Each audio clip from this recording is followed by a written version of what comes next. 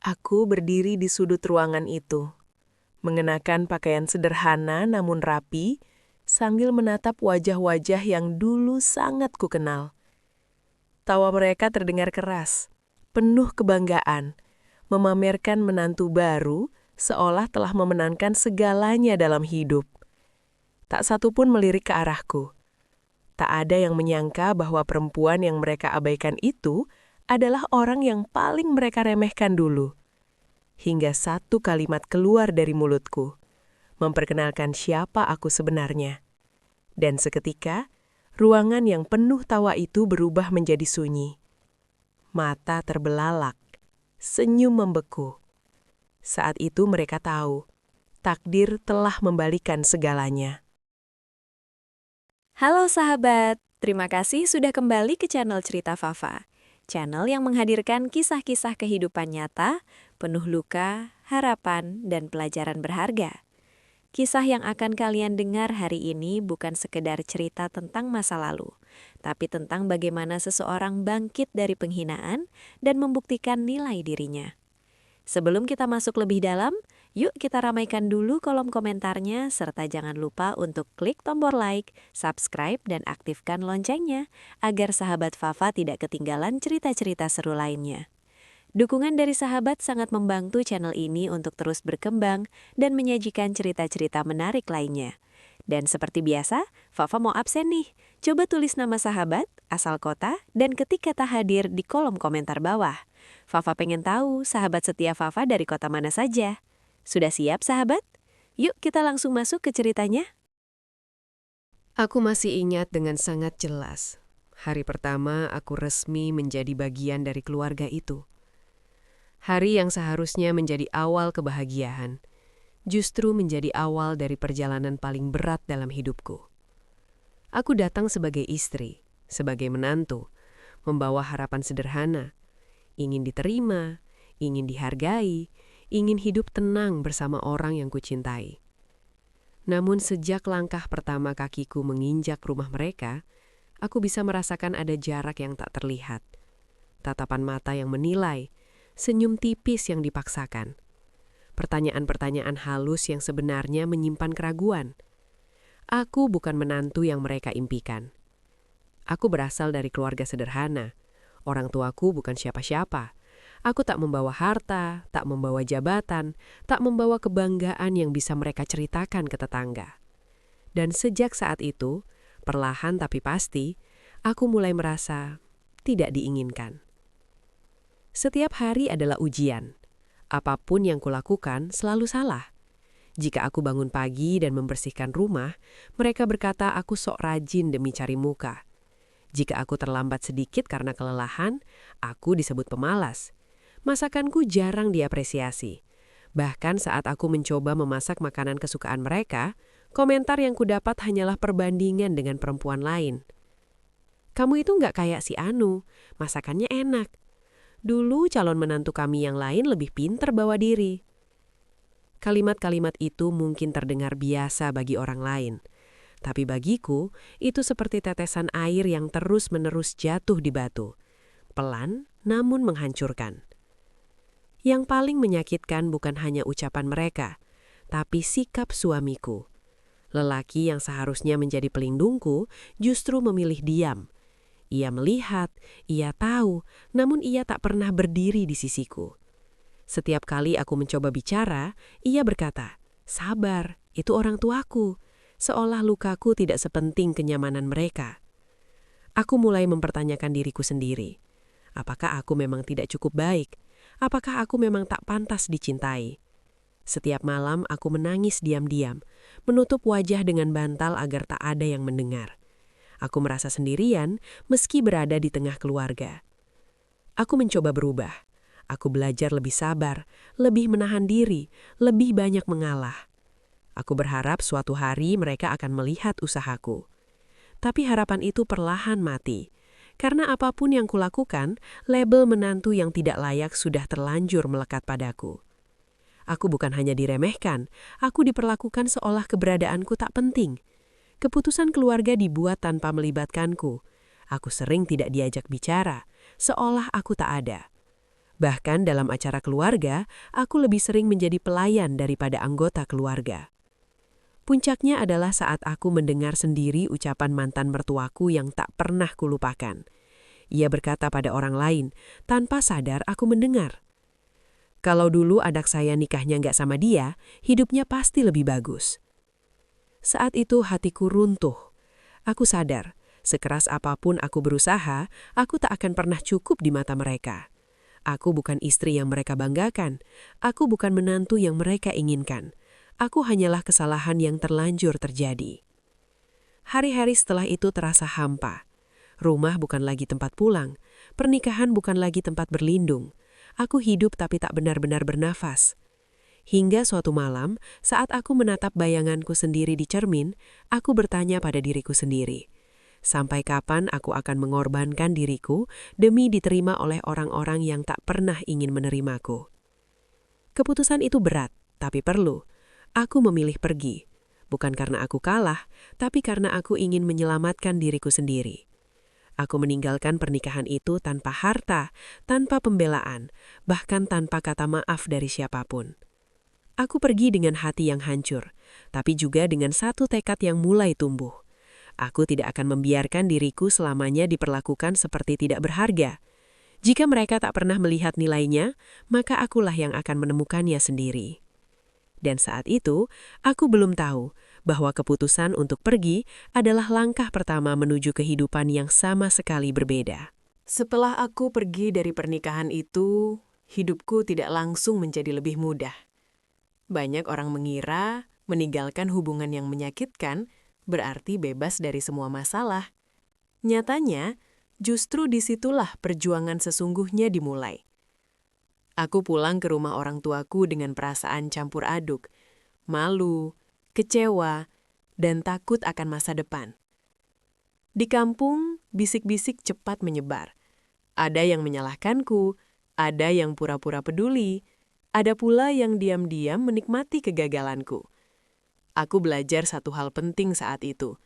Ketika seseorang jatuh, tidak semua orang ingin membantunya bangkit.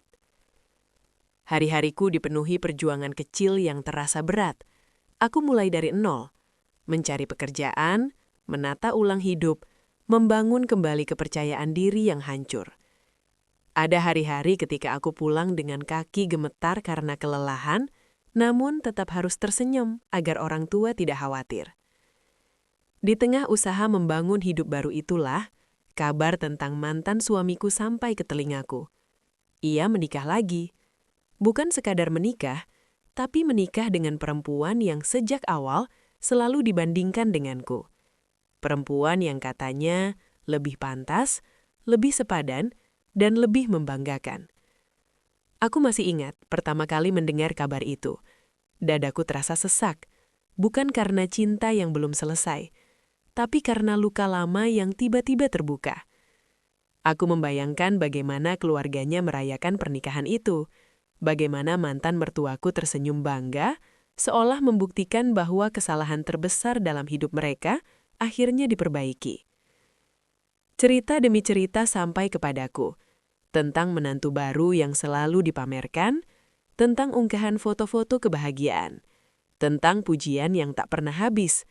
Semua itu seperti pengingat bahwa aku telah tergantikan sepenuhnya.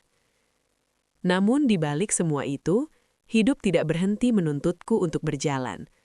Aku menelan rasa perih dalam diam. Aku bekerja lebih keras. Aku belajar keterampilan baru. Aku mulai memahami bahwa satu-satunya cara untuk bertahan adalah dengan berdiri di atas kakiku sendiri.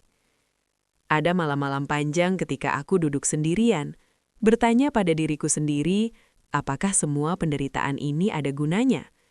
Aku hampir menjerah. Tapi setiap kali bayangan masa laluku muncul, tatapan meremehkan, kata-kata yang merendahkan, aku kembali menguatkan diri. Aku tidak ingin selamanya dikenal sebagai mantan yang gagal. Sementara itu, kehidupan mereka terlihat semakin sempurna. Setidaknya dari luar, mantan mertuaku tak pernah berhenti membandingkan. Bahkan aku mendengar ucapan yang membuatku tersenyum getir. Untung anak saya sekarang sudah dapat istri yang benar. Kalimat itu tidak lagi membuatku menangis. Justru membuatku sadar, aku tidak boleh hidup dari penilaian mereka. Jika aku terus menoleh ke belakang, aku akan selamanya tertinggal. Pelan-pelan hidupku mulai berubah. Tak ada yang instan, tak ada yang mudah. Tapi setiap langkah kecil terasa lebih berarti. Aku mulai dihargai di tempat kerja. Aku mulai dipercaya. Aku mulai menemukan kembali diriku yang dulu hilang. Dan tanpa kusadari, aku sudah melangkah jauh. Jauh dari perempuan yang dulu selalu menunduk karena merasa tidak cukup. Aku belum tahu bahwa suatu hari nanti, jalan hidupku akan kembali mempertemukanku dengan mereka. Bukan sebagai mantan menantu yang diremehkan, tapi sebagai seseorang yang berdiri dengan harga diri utuh. Jika bab 1 adalah tentang kehancuran, maka bab 2 adalah tentang bertahan, tentang menelan rasa sakit tanpa suara, tentang belajar hidup meski dunia seolah terus membandingkan. Dan perjalanan itu belum selesai. Aku tidak pernah membayangkan bahwa takdir akan mempertemukan kami kembali dengan cara seperti itu. Selama bertahun-tahun, aku berusaha menata hidup tanpa menoleh ke belakang. Aku tidak merencanakan pertemuan ini. Bahkan dalam doa pun, aku tidak pernah meminta untuk dipertemukan lagi dengan mereka. Namun hidup seringkali bekerja dengan cara yang tak bisa kita kendalikan. Hari itu dimulai seperti hari-hari lainnya. Aku bersiap menghadiri sebuah acara penting yang berhubungan dengan pekerjaanku. Acara formal dihadiri banyak orang dari berbagai latar belakang. Aku memilih pakaian dengan sederhana, bukan untuk menarik perhatian, melainkan untuk menghormati diriku sendiri dan peran yang kuemban. Di cermin, aku menatap wajahku. Ada ketenangan yang dulu tak pernah kumiliki. Saat aku tiba di lokasi acara, suasananya ramai namun tertata. Orang-orang berbincang, tertawa kecil, saling berjabat tangan. Aku menarik nafas dalam-dalam, mencoba menenangkan diri sebelum masuk ke ruangan utama. Aku tidak tahu bahwa beberapa langkah ke depan, masa laluku sudah menunggu aku di sana. Begitu pintu ruangan terbuka, pandanganku langsung menangkap sosok-sosok yang sangat kukenal. Dadaku seketika terasa sesak. Mantan mertuaku duduk di barisan depan, tampak rapi dan penuh percaya diri. Di sampingnya, mantan suamiku, dengan wajah yang masih sama, wajah yang dulu sering kupandangi dengan harapan. Dan di sisi lain, perempuan yang selama ini mereka banggakan sebagai menantu baru. Untuk sesaat, kakiku hampir tak mampu melangkah. Ada dorongan kuat untuk berbalik dan pergi. Namun, aku menguatkan diri. Aku datang bukan sebagai perempuan dari masa lalu mereka. Aku datang sebagai diriku hari ini. Aku memilih duduk di bagian samping ruangan, tidak mencolok, tidak mencari perhatian.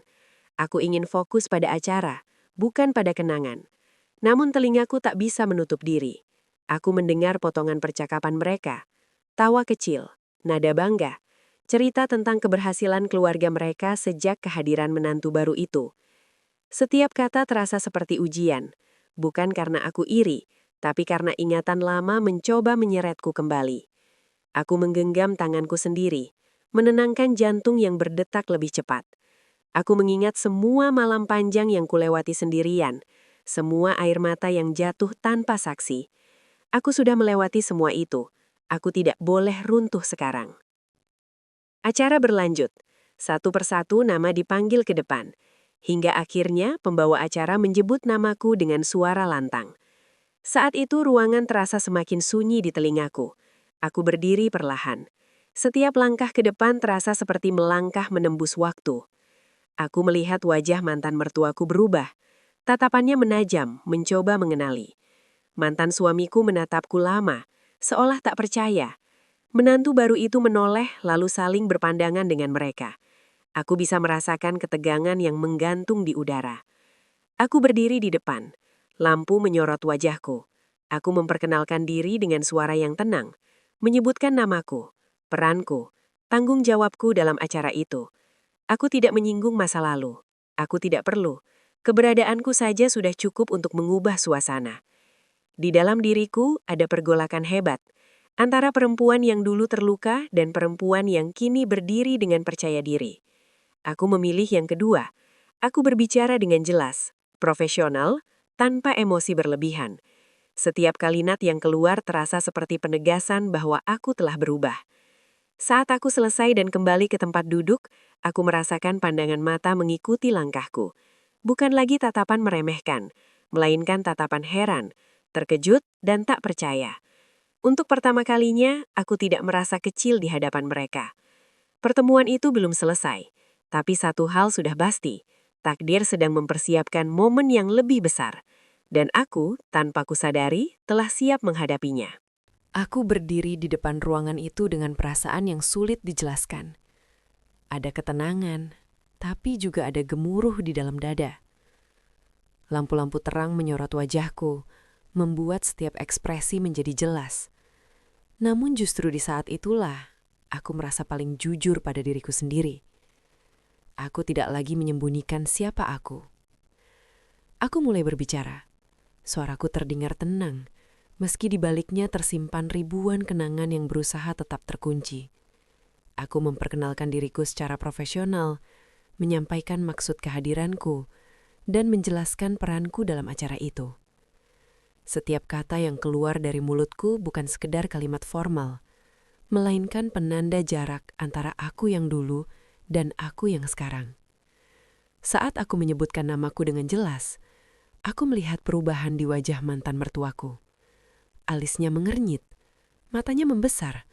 Ia mencondong ke tubuh sedikit ke depan, seolah ingin memastikan apa yang sedang ia dengar. Seperti ada kepingan ingatan yang perlahan tersusun kembali di kepalanya. Mantan suamiku terlihat paling gelisah. Tangannya saling bertaut, lalu terlepas, lalu bertaut kembali. Ia menunduk, lalu kembali menatapku dengan mata yang sulit kubaca. Ada keterkejutan, ada penyesalan, mungkin juga ada rasa bersalah yang selama ini ia pendam, tapi tak satu pun kata keluar dari mulutnya. Menantu baru yang sebelumnya tampak percaya diri, kini duduk kaku. Senyumnya memudar.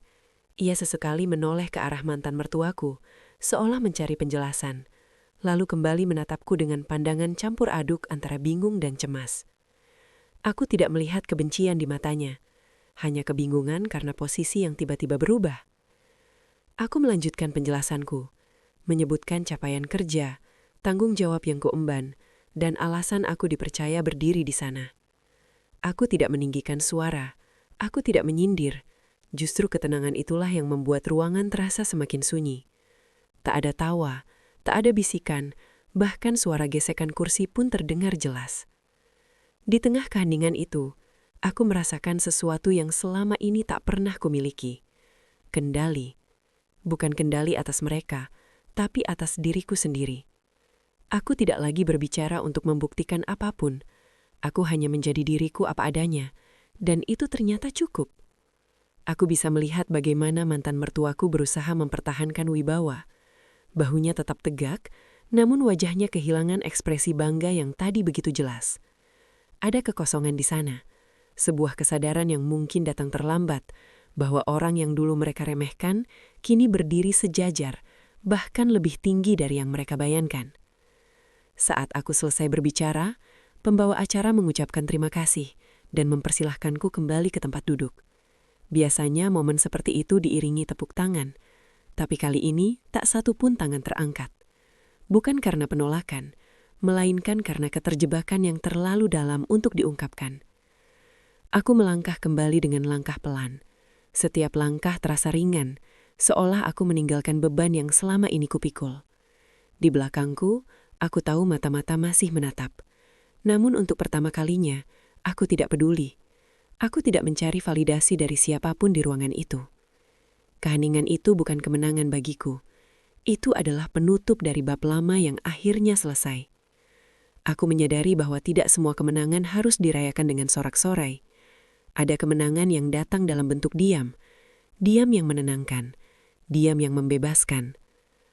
Dan di tengah ruangan yang sunyi itu, aku tahu satu hal dengan pasti.